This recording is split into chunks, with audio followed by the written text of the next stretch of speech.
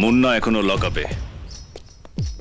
ওকে যারা বের করতে এসেছিল আমি তাদেরকেও মেরে লকআপে ঢুকিয়ে দিয়ে এসেছি।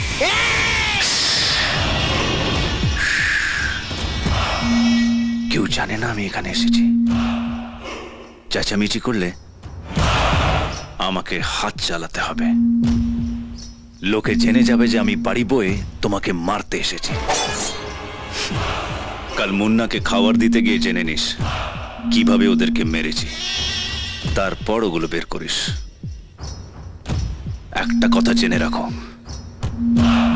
যেভাবে আমার ভাইকে তোমরা মেরেছ ঠিক সেভাবেই তোমাদের আমি মারব। যতক্ষণ বাড়ির ভেতরে থাকবে বেঁচে থাকবে, বাড়ির বাইরে বেরোলেই মারা পড়বে। এটা আর এক হারামজাদা বাবলু কোলেকেও জানিয়ে দিও।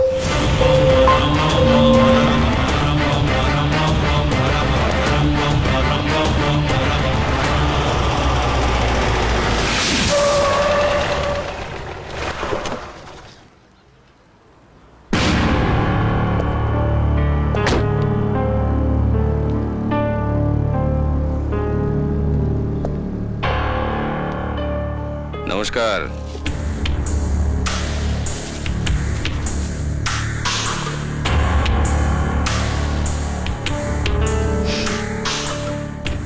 আপনার ড্রাইভার রাস্তা ভুল করেছে না আপনি রাস্তা ভুল করেছেন?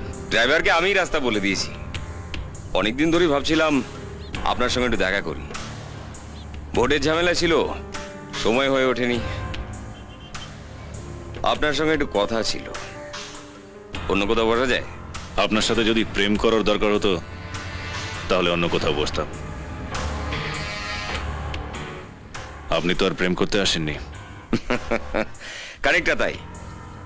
বিন্দু মাসির ভাই মুন্নাকে মেরে লকআপে পাঠিয়ে আপনি বিরাট কাজ করেছেন। এমন মানুষের সঙ্গে কি প্রেম না করে থাকা যায়? আপনি আমাদের পার্টিতে আসুন, যাতে আবার ভোট আসার আগেই বিন্দু মাসিকে এলাকা ছাড়া করতে পারি।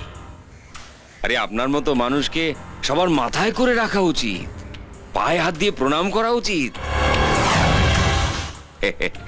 আপনাকে একটা প্রণাম করি।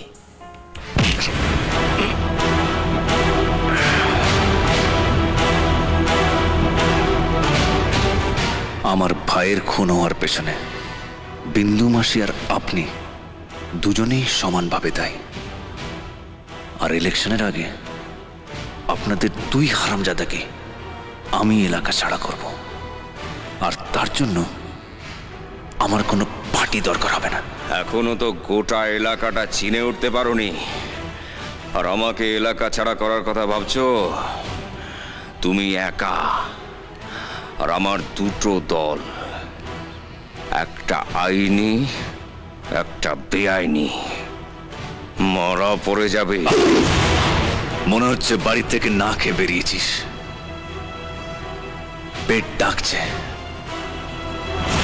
দেব নাকি দু চারটে প্লেটে সাজিয়ে গরম গরম? আরে তুমি হাত নষ্ট করবে কেন? হ্যাঁ, অর্ডার দাও, আমি প্লেটে মাল সাজিয়ে দিচ্ছি। কি বুঝলি? আর দাঁড়াস না, ভিড় বাড়লে প্লেটটাও পাবি না।